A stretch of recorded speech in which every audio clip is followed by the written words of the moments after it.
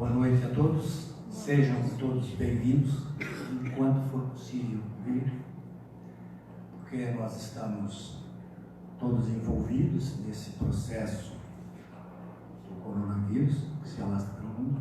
Estamos submetidos também às decisões das autoridades e é possível que na próxima semana já não possamos realizar esta reunião com a presença de público.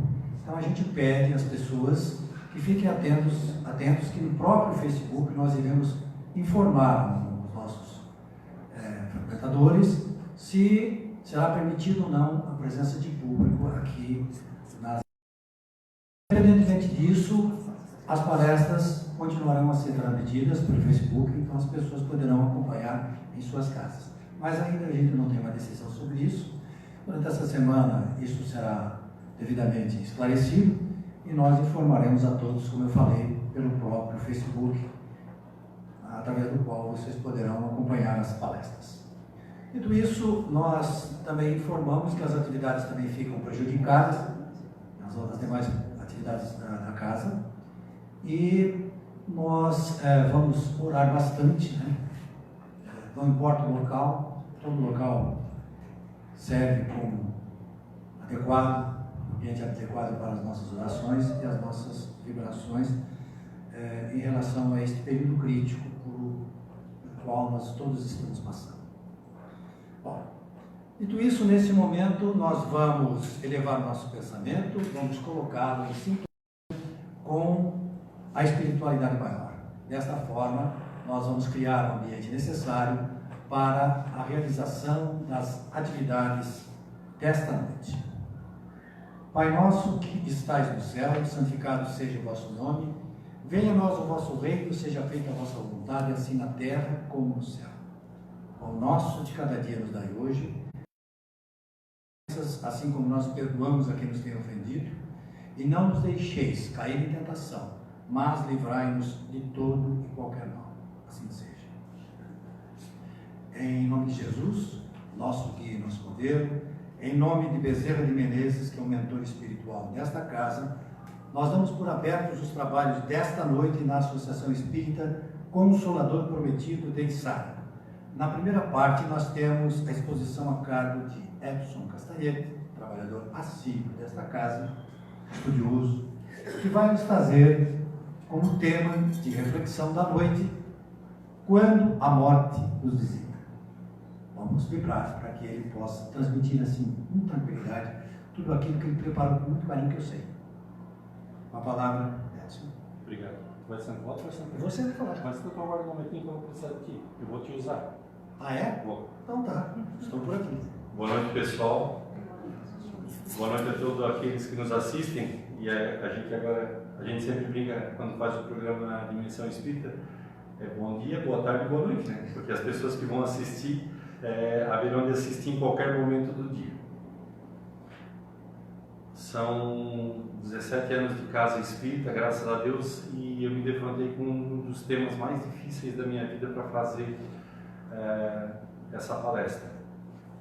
Porque a gente fala da morte muitas vezes na casa espírita, em virtude da imortalidade da alma, mas quando a gente tem que realmente estudar sobre ela, é difícil. É difícil porque ela requer um sentimento que nasce lá de dentro do coração da pessoa, não que eu não tenha, mas dessa forma como a gente vai ver durante a palestra. O tema, na verdade, é uma preparação para o futuro. A Mona Uri está preparando esse tema para ser conversado esse ano com o pessoal. A gente já está se adiantando em prepará-lo, começando aqui pela nossa casa, para depois apresentar pelas várias casas onde a gente for chamar. O tema diz: quando a morte nos visita. Só essa frase ela já dá um arrepio nas costas, né? Só pensar nela. Mas eu ia pedir um favor do Gilberto. Não me bota fria. Não. Gilberto, por favor, coloca reticências lá no final do visita para mim.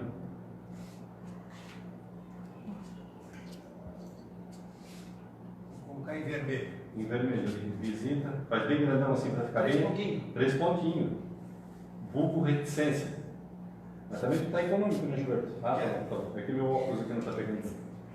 Ótimo. Então a frase agora ficou diferente. Quando a morte nos visita... Pode. Obrigado, Gilberto. Quando a morte nos visita... E aí eu continuo. Como a vejo? Como a entendo? Ela existe? Quando a morte nos visita, estou preparado para ela? Quando a morte nos visita, estou preparado para recebê-la na minha família? Quando a morte nos visita, estou preparado para auxiliar? Quando a morte nos visita, e por que para mim? Obviamente eu não vou responder todas essas perguntas porque fica difícil, mas eu vou procurar, junto com vocês, dentro da doutrina espírita, a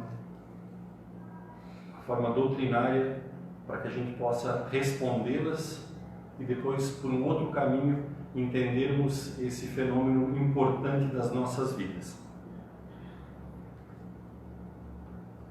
Jesus, na sua passagem pela Terra, deu exemplo da vida após a morte.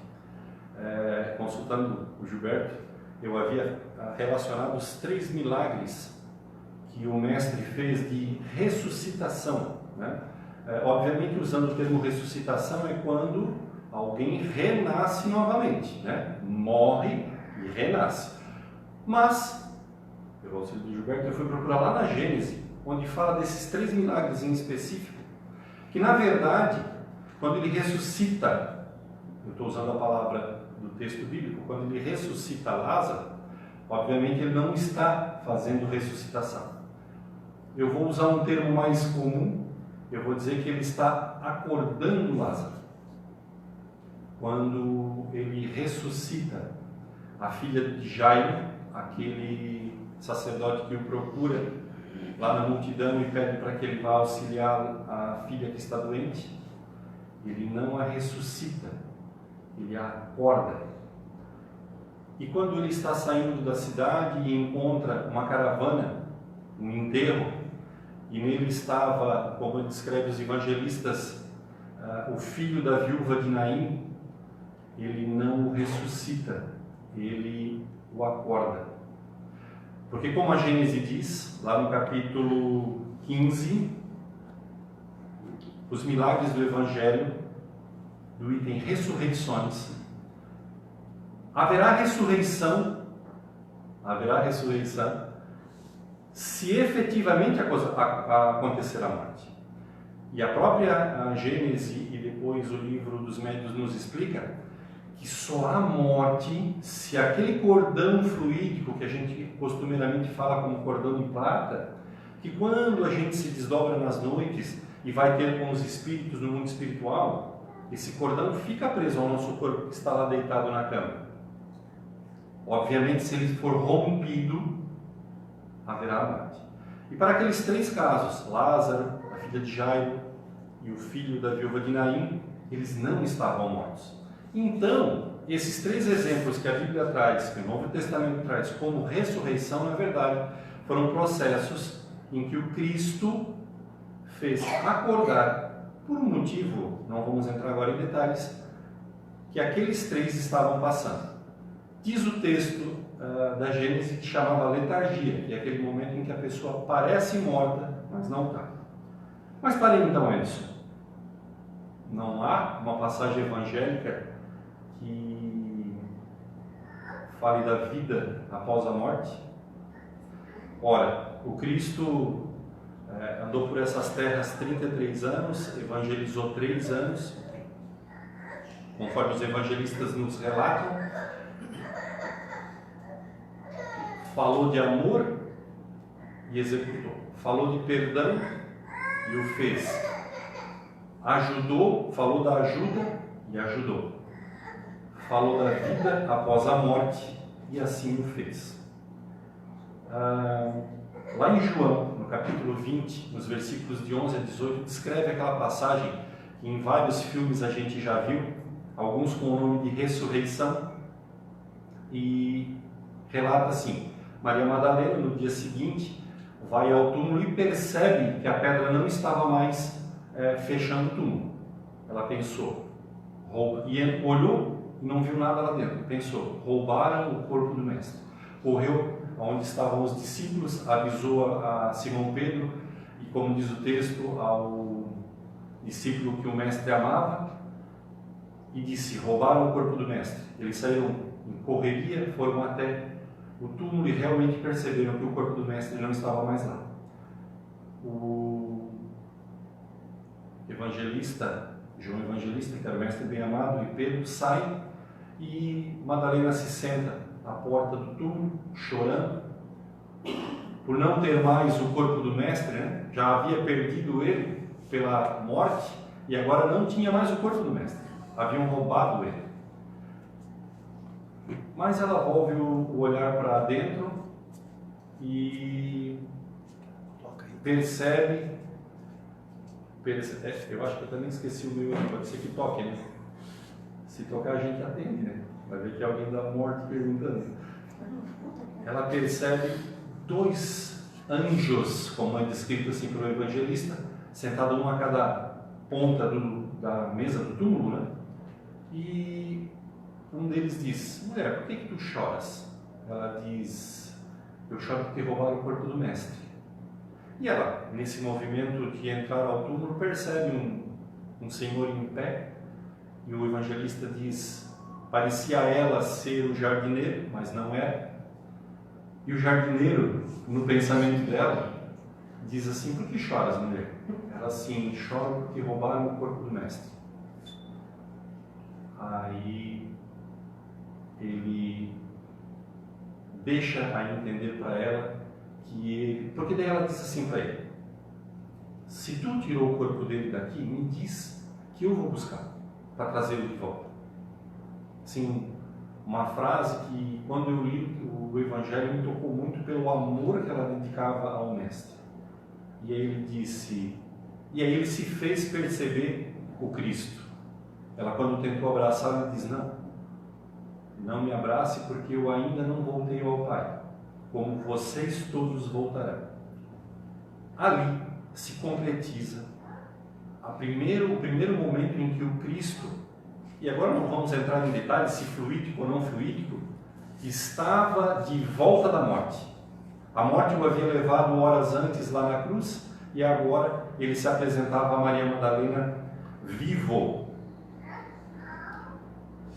Passaram-se 2000 anos de cristianismo, nós ajudamos a trazê-lo até aqui, pelas várias encarnações que tivemos, provavelmente estivemos lá no Calvário também, mas trouxemos esse cristianismo para cá do jeito que a gente entendia, do jeito que a gente queria. E a gente trouxe para cá, feito um cristianismo em que a morte é um fim, não que a vida é única e contínua. Mas há mais ou menos 160 anos atrás, o Consolador prometido que o próprio Cristo nos ofereceu, nos deu, trouxe o Espiritismo, né? Nos seus textos trouxe o Espiritismo e trouxe para nós uma visão de religiosidade diferente. Em resumo, com o Livro dos Espíritos, nos livrou daquela temeridade da morte, do túmulo, em que a gente ficaria no túmulo eternamente ou esperando pela volta do Cristo. E a morte não era mais uma separação, que era uma ideia aterradora, em que aqueles com quem a gente havia travado relações na vida iam embora e a gente não podia mais ter relações amorosas, caridosas com eles. No livro No Céu e Inferno, nos muda a ideia do destino, de que, havendo a morte, a gente vai para um céu ou vai para um inferno, e também nos proporciona pensar naquilo que a gente faz, pelas nossas responsabilidades, por aquilo que a gente faz agora e haverá de retificar no futuro. Então temos aqui um novo conceito de religiosidade, através do Espiritismo, que chegou a 160 anos, mais ou menos, agora esse ano 163 anos, nos chegou ao nosso estudo. A vida é eterna. Há a imortalidade da alma. Nesse momento eu pedi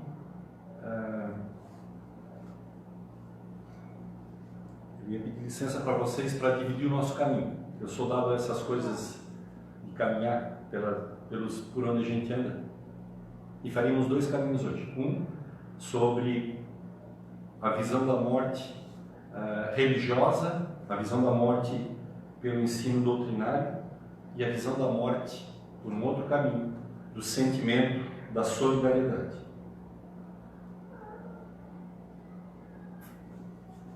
Quem já fez concurso? Vamos começar então pelo caminho da religiosidade, da doutrina. O que a doutrina nos fala sobre a morte? Eu ia pedir para vocês para a gente fazer uma brincadeira, uma analogia agora. Quem já fez concurso? Já fizesse concurso, né? Passou no Banco do Brasil e fez concurso. Gilberto já fez concurso? Já fez concurso. Quem não fez concurso, pelo menos estudou e teve prova no final do ano, né? A gente já passou por essa situação. Então, a gente tem um objetivo, passar na prova. Que efetivamente é a nossa morte. Efetivamente é a volta ao mundo espiritual. Qual material que a gente usa, qual apostila que a gente usa para estudar nos nossos concursos? Obviamente lá na ementa que o concurso traz, relaciona as apostilas, os assuntos, a gente vai procurar. Nós temos 5 belas apostilas aqui sobre a mesa, que é o Pentateuco doutrinário espírita,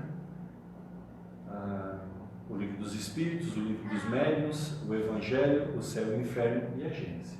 Essas são as nossas apostilas para esse nosso concurso de hoje. Qual a preparação? Qual o nosso objetivo? Sabendo que haverá a prova no final do ano, a morte, retornar melhores do que viemos. De cara, quando a gente estuda o Livro dos Espíritos, está semeado lá dentro dele os 5 princípios básicos da doutrina espírita: a existência de Deus, a imortalidade da alma, a pluralidade das existências, a pluralidade dos mundos habitados e a comunicabilidade dos espíritos. Aqui a gente já tem a certeza, visto que ser princípios da doutrina espírita, que a alma é eterna, ela não morre. Ela haverá de vir muitas vezes em corpos diferentes. Ela habitará lugares diferentes. E ela se comunicará com seres diferentes, aqueles que estão encarnados daqueles que estão desencarnados. E tudo isso sob o olhar de Deus. Lá no Livro dos Espíritos, primeiro livro, hoje botaram na sequência certinha, talvez é uma casualidade, mas acho que não é essa casualidade, né? Eu acho que está na sequência certa, mas ali, primeiro, Livro dos Espíritos, no capítulo 4, do princípio vital, o item a vida e a morte. A pergunta que Allan Kardec faz aos espíritos, ela é interessante. Ela diz assim: qual a causa da morte dos seres orgânicos? Ele não pergunta qual é a causa da morte só, ele já especifica dos seres orgânicos, porque os seres espirituais não morrem. Resposta dos espíritos: esgotamento dos órgãos. Então, em resposta, em análise à resposta dos próprios espíritos, haverá um dia desse corpo que enverga um espírito que hoje é chamado Edson, perecer. E todos os nossos corpos, dos irmãos que estão aqui presentes e nos ouvem, e nos assistem, também haverá o dia de perecer. O corpo não há. No capítulo 3 do Livro dos Espíritos, fala sobre a alma após a morte. Pergunta 149. O que sucede à alma no instante da morte, naquele momento em que o cordão fluídico se rompe? A resposta dos espíritos: volta a ser espírito. Porque dentro da literatura espírita fala-se alma quando o espírito está encarnado e fala-se espírito no momento em que ele está errante. Ele não enverga um corpo físico. É uma definição para a gente ter situado os dois momentos. Volta ao espírito, volta à liberdade sem o corpo. Isto é, volve ao mundo dos espíritos. Então, volta a uma vida em que realmente a é, o mundo espiritual. Na pergunta 159, na sequência, na letra B, diz assim, a pergunta de Allan Kardec. A alma nada leva consigo deste mundo? Eu peguei essa pergunta porque a gente é muito... Sabe aquela piadinha que diz que caixão não tem gaveta, né? A gente é muito preocupado na nossa vida em adquirir, trazer para conosco algumas coisas materiais e, efetivamente, como na passagem evangélica, o agricultor que guardou todo a sua colheita no celeiro e ficou lá dormindo junto para cuidar, e naquela noite ele morreu, né? E voltou ao mundo espiritual e todo o seu cereal ficou no mundo. Então, quando a gente volta ao mundo espiritual, a gente leva alguma coisa consigo? É a pergunta de Allan Kardec, e a resposta é nada, a não ser as lembranças. E o que são lembranças, senão tudo aquilo que a gente estudou, tudo aquilo que a gente se propôs a aprender na nossa vida, né? Quando a gente passou aqui. Por isso que eu digo, a gente se propôs, porque muitas vezes a gente passa por essa vida e não se propõe a estudar absolutamente nada. Não se dá ao tempo de estudo. Mas é muito necessário para que a gente possa desenvolver o nosso espírito e continuar. Muito bem. Eu brinquei com vocês de que a gente está se preparando nesse texto para uma prova que haverá de acontecer no final do nosso ano, no final da nossa palestra. O que a gente está estudando? Lá no Evangelho segundo o Espiritismo, no capítulo 17, Sede Perfeitos, ele fala do homem de bem. O verdadeiro homem de bem é o que cumpre a lei de justiça, de amor, de caridade na sua maior pureza.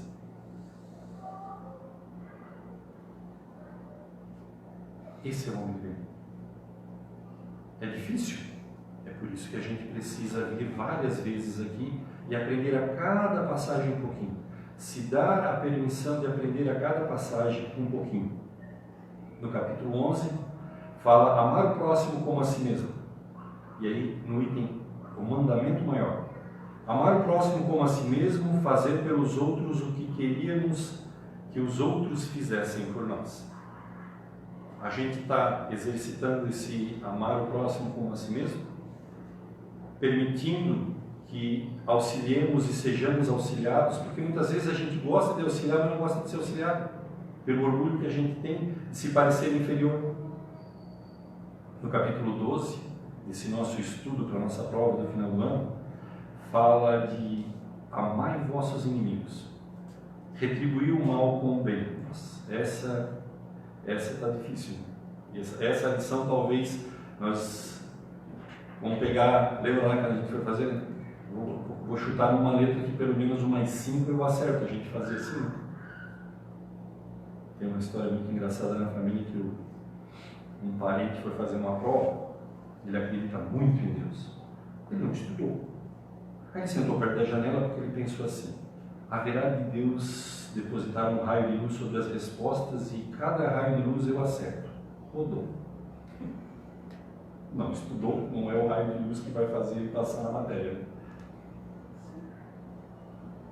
Retribuir o bem com o mal. Se o amor do próximo constitui o princípio da caridade, amar os inimigos é a mais sublime aplicação deste princípio. O texto fala, amar inimigo não é fácil. Haverá de, no primeiro princípio, perdoar. Haverá no primeiro princípio de aceitar. Porque há dentro de nós ainda a confiança. E o texto diz, quando a confiança é rompida, a gente até perdoa, mas não confia mais. Mas perdoa. Esse é o primeiro passo que devemos dar. No capítulo 14, fala em honrar o vosso pai e a vossa mãe. Aqui eu coloquei como os itens piedade filial, a parentela corporal e a parentela espiritual e os laços de família. Porque quando a gente fala de honrar pai e mãe, é a visão do filho para o pai e a mãe. Mas pai e mãe existe porque tem filhos. Parece uma frase minha perdida. Então, também os pais devem honrar seus filhos. Na piedade filial do texto do Evangelho fala: temos dado o suficiente para que os nossos pais possam ter uma vida tranquila no final dela? Como pais, temos dado a educação para os nossos filhos que eles requerem para serem homens de bem? Nas nossas apostilas encontramos o capítulo 22. Não separeis o que Deus juntou. Indissolubilidade do casamento na visão espírita. Houve amor, houve cumplicidade, houve respeito, ajuda, gratidão entre o casal. Eu estou usando o verbo houve porque nós estamos falando da morte. A morte ocorreu aqui no nosso ambiente, na nossa fala. E o nosso texto fala daquilo que a gente fez no momento, como uma análise lá do momento da morte. Houve amor, houve cumplicidade, respeito, ajuda, gratidão entre o casal. A nossa apostila traz o capítulo 16. Não se pode servir a Deus e a mamão. Quando chegarmos lá, conforme a parábola que o mestre falou para nós, deixou para nós, a nossa consciência, Deus, com aquele cajado bonito, sentado naquela cadeira dourada, vai olhar para nós e perguntar: o que fizeste com os talentos que eu te dei? O que fizeste com aquilo que tu precisava para sobreviver? Tu procurou só o material? Ou tu também procurou o material e o espiritual para o engrandecimento do teu espírito? E a nossa consciência responderá afirmativamente ou negativamente. Na nossa apostila tem o capítulo 14. Fora da caridade não há salvação. Faz parte de uma outra palestra chamada O Caminho de Emaús, que descreve um movimento geográfico, um caminhar geográfico lá pela Palestina. E há um momento em que se vai a leste de Jerusalém, que é o ponto central, e se vai a leste, porque a cidade de Jericó está a leste. E descendo a Jericó, quando a apostila nos pergunta se a gente fez caridade, eu pergunto: nós fomos sacerdotes ao encontrar aquele homem caído na sarjeta? Fomos o levita ou fomos o samaritano que o recolhemos, limpamos as suas chagas, levamos a estalagem, pagamos a estalagem para os dias em que eu, como samaritano, precisava viajar, mas disse,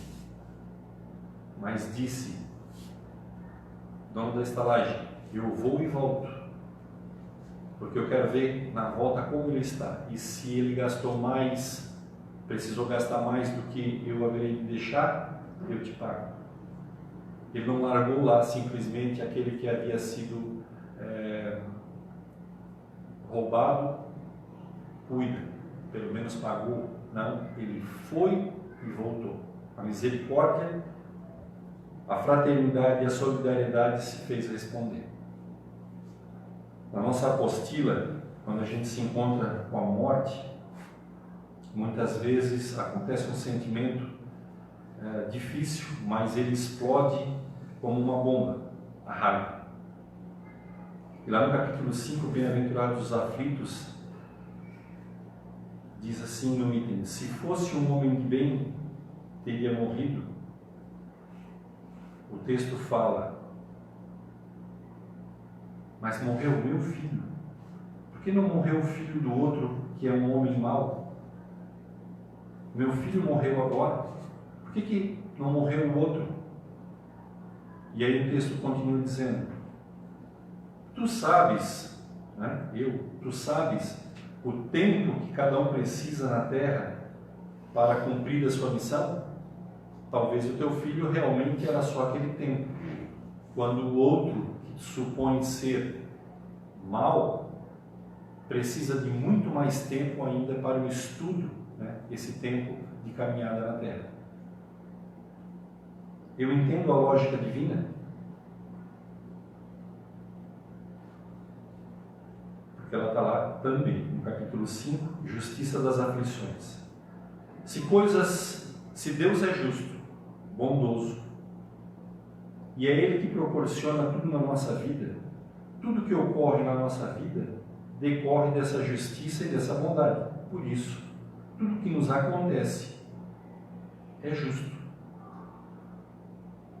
Mas nós cremos, como diz o texto nesse item, justiça das aflições, nós temos fé de que aquilo que realmente nos acontece é o que nós precisamos?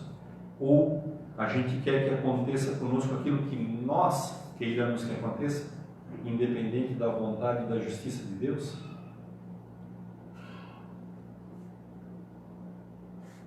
O Espírito não morre. Deus é perfeito, justo e bondoso. Cada um tem o seu tempo e hora de vida. Vive bem ou não vive bem com o seu cônjuge. Cria bem ou deixa passar a educação de seus filhos. Ama o próximo e respeita o inimigo. Se torna uma pessoa caridosa. Trabalha bem os talentos que Deus deu. Somos os causadores das nossas próprias aflições, visto que a nossa caminhada é longa e o passado nosso foi, de certa forma, pior do que aquilo que nos acontece agora. Com tudo isso, eu me tornei um homem de bem?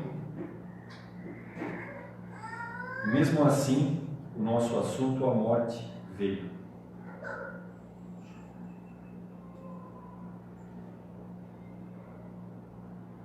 Para quem vai? Para aquele que morre, como diz o termo, para aquele que deixa a vida física. Encontrará uma recepção frente a tudo aquilo que assimilou ou deixou de assimilar na sua passagem terrena.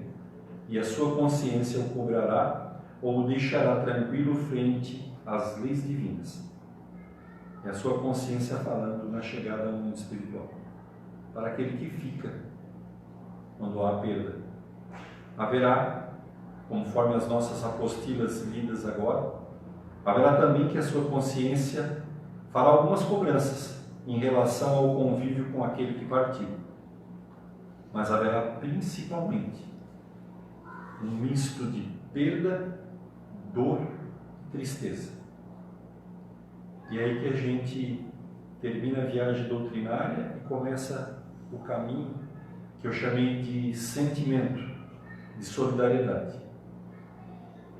A morte chegou. A perda, a dor, a tristeza. Mas o Espiritismo diz ao enlutado que nesse momento a dor é profunda. Ele entende, a doutrina entende que mesmo tendo todo esse estudo a ser feito, quando a gente perde alguém, no nosso coração abre um buraco sem fim, sem fundo. A dor é tremenda. Mas também, quando a gente lê o Evangelho e dá todas as diretrizes para enfrentar a morte, nos parece que a gente fica gélidos, como icebergs, e tenta entender a morte apenas racionalmente. Tem que entender a morte apenas com escritos. E na verdade não é assim. Frente a essa situação das nossas vidas, que acontece com todos nós e já aconteceu milhares de vezes em outras reencarnações, há sentimento.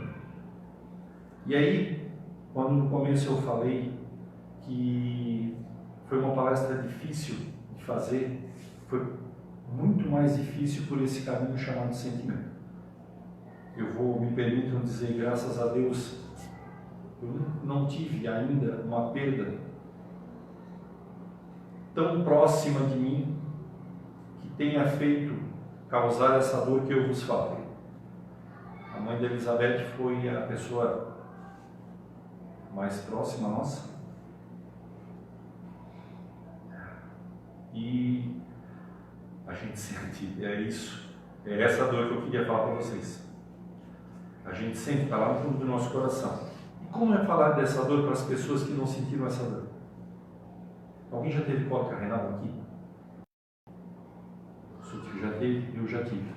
Falar de cólica renal para quem nunca teve cólica renal, não dá. Quem já teve filho em parto normal?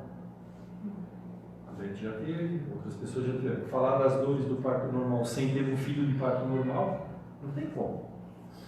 Falar da dor da morte sem ter vivido ela no coração é difícil. E aí eu não sei falar disso. Então eu me fiz valer de uma passagem que está lá no YouTube, que o Haroldo Dutra, numa palestra, isso já faz bastante tempo que ele fala aqui, que ele tem 22 anos de espiritismo, mas ele já tem 30 e poucos anos de espiritismo. Só para a gente se situar. E ele fala sobre essa dor da morte. Eu me permiti usar esse texto porque ele realmente traduz, pela fala dele, esse sentimento.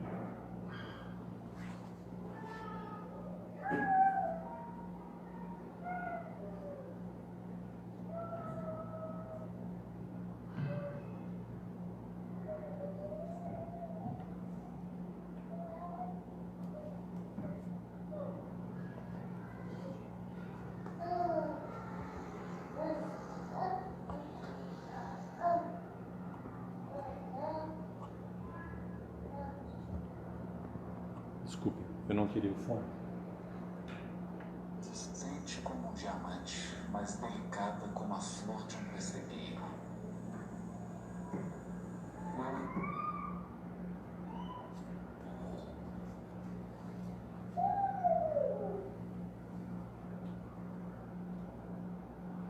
Eu me lembro de uma frase de Gandhi que ele dizia assim: a verdade é resistente como um diamante, mas delicada como a flor de um pessegueiro. Uma vez eu olhei para essa flor do pessegueiro, ela é realmente extremamente delicada.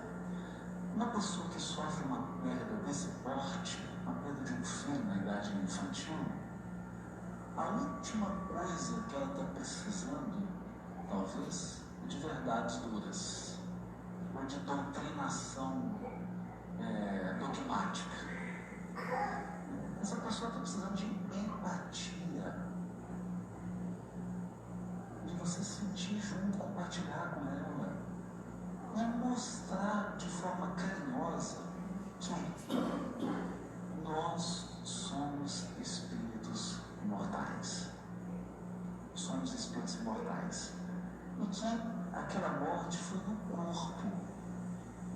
Foi no veículo que era utilizado pelo Espírito. Eu vivi uma experiência nesse sentido, se vocês me permitem contar, em São José do Rio Preto.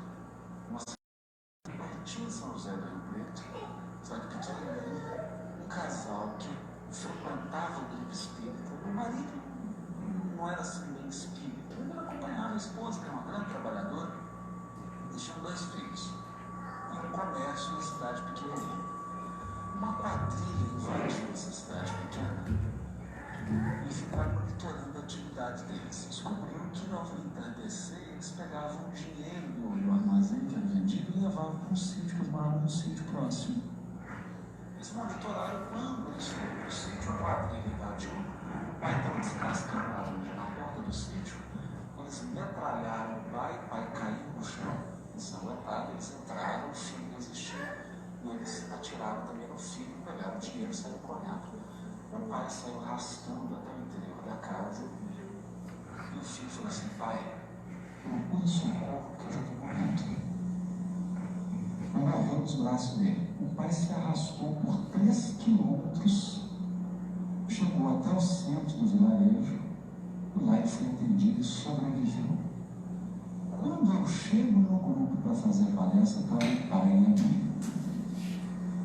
O pai olhou para mim, começou a chorar e falou assim: fala alguma coisa para mim. Olha, foram talvez os 5 segundos mais bons da minha vida. Porque depois de 22 anos de espiritismo, 22 anos, só espero, graças a Deus, eu fiquei sem palavras. Eu dei um abraço nele e falei assim: nada que eu fale agora vai aliviar a sua dor, mas eu não posso deixar de dizer: seu filho vive. Seu filho está vivo. E foi uma coisa tão interessante, porque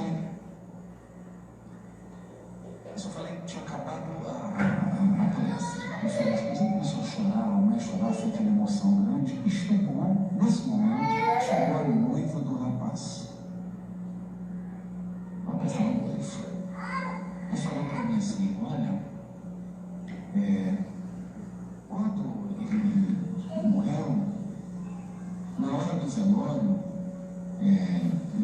eu sou católica, eu coloquei um terço nas mãos dele no caixão.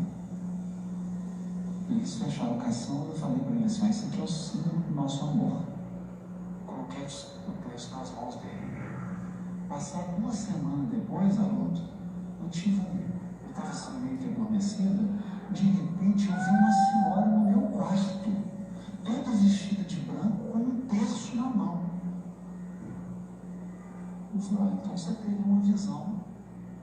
Você está falando? Eu falei: você viu? Eu vi, estava acordada, ela chegou e mostrou o terço.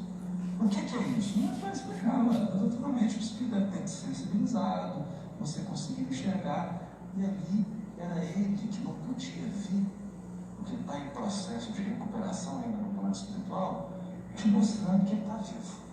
Quando eu acabei de falar isso, entrou um senhor no grupo, que estava até aqui no congresso. E é um médium vidente assim, muito bom. Ele entrou, que não tinha ouvido a conversa. Chegou de carro, o carro parou na porta, ele desceu. Um casal de amigos está aqui comigo. Chegou até nós, olhou para a moça e falou assim: não precisa ficar assustada não, minha filha. Mas tem uma senhora de branco aqui com as mãos estendidas e o terço na mão. Minha família toda amiga. Então para mim foi um alento, porque era a certeza de que a espiritualidade estava querendo dar uma mensagem para aquela família.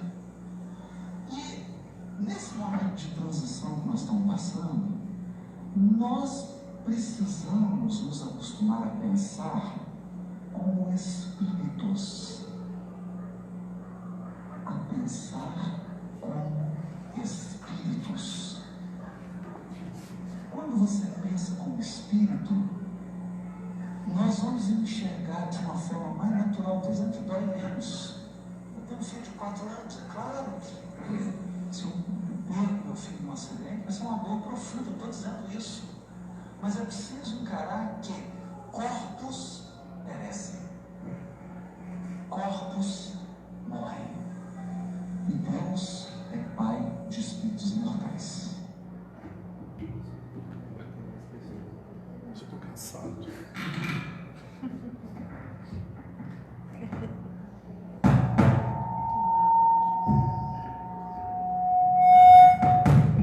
Uma pessoa que sofre uma merda desse porte, na idade infantil, a última coisa que ela está precisando, talvez, é de verdades duras, ou de doutrinação dogmática. Essa pessoa está precisando de empatia,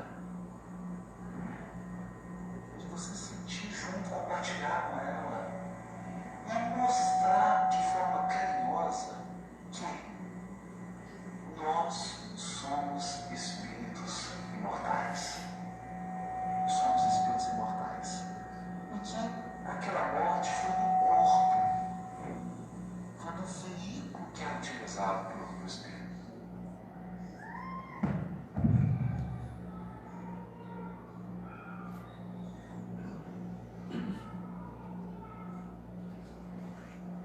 Desculpe se o som não ficou tudo aquilo que deveria ficar.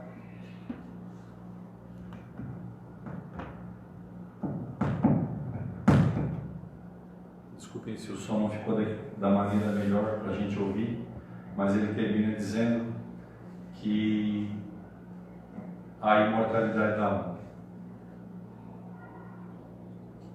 A gente só consegue viver esse segundo caminho, que é o caminho do sentimento, o caminho da dor, o caminho do aconchego, como ele fala, da empatia, do amor, do afeto, do carinho, da compreensão. Se a gente tem estudado bem o primeiro capítulo, a nossa apostila, que vai fazer com que cheguemos à nossa prova com todo o manancial de informação possível para passar. Só com muita informação, com muita sabedoria, sabendo de que a alma não morre, né? Que a morte é apenas do corpo, é que a gente pode e consegue ter essa empatia que o Haroldo nos lembra. Poder acolher a dor do irmão e muitas vezes a nossa própria dor no silêncio. Diz o Haroldo depois num outro texto: a certeza da imortalidade da alma nos dá uma dignidade sem igual. Ela nos permite a caminhada em meio às lutas, mas que estas lutas são nuvens passageiras no céu da nossa evolução espiritual. Nos aguarda a vida no mundo espiritual. A vida futura, como diz Allan Kardec. Isso nos dá uma esperança serena, não sem dor, não sem lágrimas, não sem suor, mas uma esperança serena que nos permite caminhar, sabedores de que a nossa imortalidade é a nossa maior herança, o nosso maior presente que o nosso Criador poderia ter nos dado. Fé em Deus, bondoso e justo. Fé em Jesus, compreensivo e acolhedor. Que assim seja.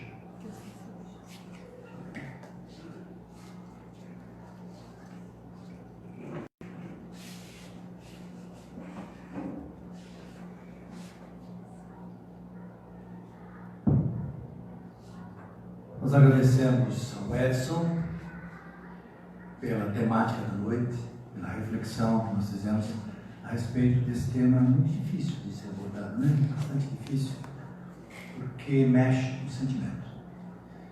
Mas nós temos uma doutrina extremamente consoladora, e isso é que nos permite a abordagem desse tipo de assunto, trazendo o próprio exemplo de Jesus, como você colocou, que veio nos dizer que a morte não existe, que nós somos seres imortais, que nós vivemos por toda a eternidade.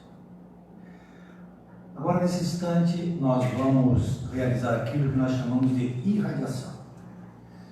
Irradiação é nós mandarmos energias através do pensamento, e com isso nós podemos ajudar as pessoas que aqui não se encontram neste momento. Sabem que muitas pessoas estão nos assistindo nesse instante, e elas também irão colaborar com esta irradiação neste momento. Vamos nos lembrar primeiramente do nosso lar, da nossa casa. Vamos derramar sobre o nosso ambiente doméstico as energias positivas, as vibrações amorosas, enchendo o nosso lar destas energias. Isto irá beneficiar não só as pessoas que lá se encontram, mas a nós mesmos quando retornarmos à nossa casa. Ali nós seguimos para o nosso hospital São Donato, que abriga doentes, pessoas que estão precisando de um atendimento médico, em especial uma pessoa cometida com coronavírus. Que estas pessoas que lá se encontram adoecidas recebam neste momento as nossas vibrações, os nossos desejos de melhora. Vamos ali seguindo para os locais que abrigam os nossos velhinhos, nossos idosos, grupo de risco para essa doença que se alastra no mundo todo, que eles ali recebam neste momento as nossas vibrações. Ali seguimos para os locais que acolhem as crianças desamparadas, seguimos em pensamento para os locais onde estão as pessoas presas, vibrando para que elas retornem ao convívio social devidamente recuperadas. Vamos seguindo para os locais onde estão as pessoas que estão totalmente desamparadas de seus próprios familiares, que recebam neste momento as nossas vibrações. E vamos, neste momento, nos lembrar como essa doença que se alastra pelo mundo, que nós todos somos seres solidários de um planeta. Embora nós tenhamos as nossas crenças, os nossos países a quem nós amamos, na verdade nós somos todos uma só humanidade. Portanto, nesse momento, vamos dirigir os nossos pensamentos e as nossas vibrações para todo este mundo que neste momento passa por esse momento tão difícil. Que as nossas vibrações, os nossos pensamentos positivos, potencializados pela espiritualidade, neste momento atinjam a todas as pessoas do mundo inteiro, dando bons fluidos, boas vibrações, energias para que todos nós enfrentemos essa grande dificuldade. Vamos vibrar pelas nossas autoridades para que estejam atentas às inspirações que vêm da espiritualidade, tomando as medidas que forem necessárias para enfrentarmos este grande problema. Vamos também vibrar pelas entidades religiosas que têm um papel muito importante neste tipo de combate a este mal que nos atinge, através das boas vibrações, através das orações, que todos nós colaboremos, enfim, para vencermos tudo isso. Aproveitemos agora para nos dirigir em pensamento para as águas aqui presentes, e quem estiver em casa também pode fazer isso.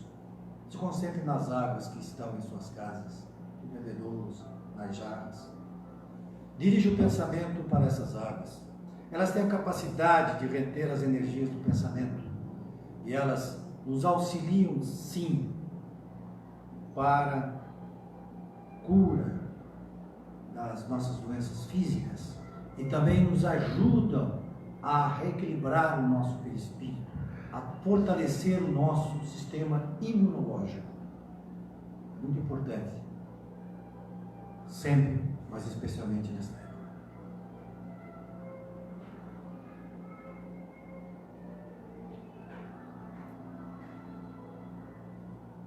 Pai nosso, que estás no céu, santificado seja o vosso nome.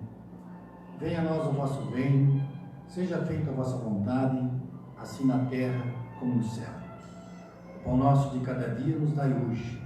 Perdoai as nossas ofensas, assim como nós perdoamos a quem nos tem ofendido. E não nos deixeis cair em tentação, mas livrai-nos de todo e qualquer mal.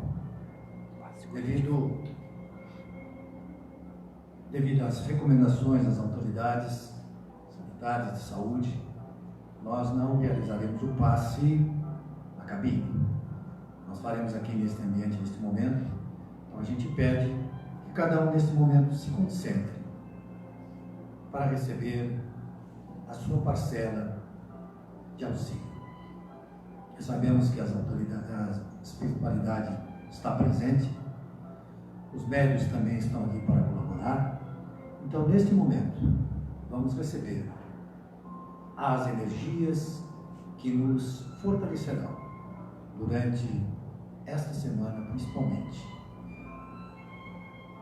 e das quais, dessas energias, nós tanto precisamos para seguir em frente.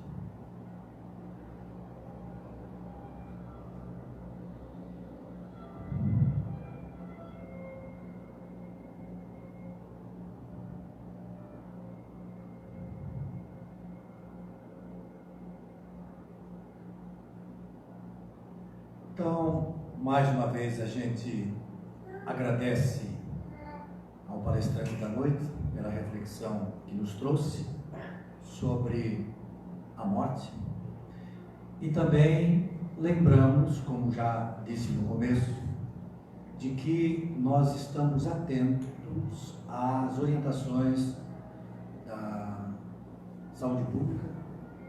E possivelmente na próxima semana nós realizaremos a palestra pública sem a presença de pessoas.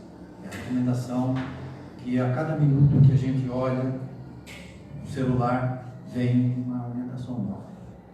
As aulas estão suspensas, as faculdades suspenderam suas atividades, né? As reuniões públicas estão sendo evitadas e nós seguiremos, claro, com certeza, estas recomendações e respeito à saúde do nosso colaborador e respeito à saúde do nosso frequentador. Mas é nossa intenção mantermos as palestras através da internet. Isso permitirá que vocês possam, em casa, participar do tema, da abordagem do tema, da reflexão sobre o tema e também nos auxiliar nas orações. Então aguardem as orientações e os esclarecimentos que serão dados posteriormente através do próprio Facebook. Pois não?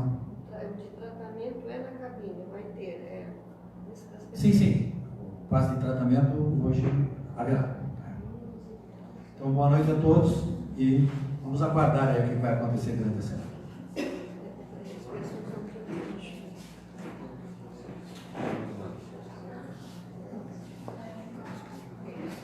Tudo bem? Tudo certo. Acho que eles não têm nem. Não vão dar nem. Acho que o segundo acho que não vai nem transmitir.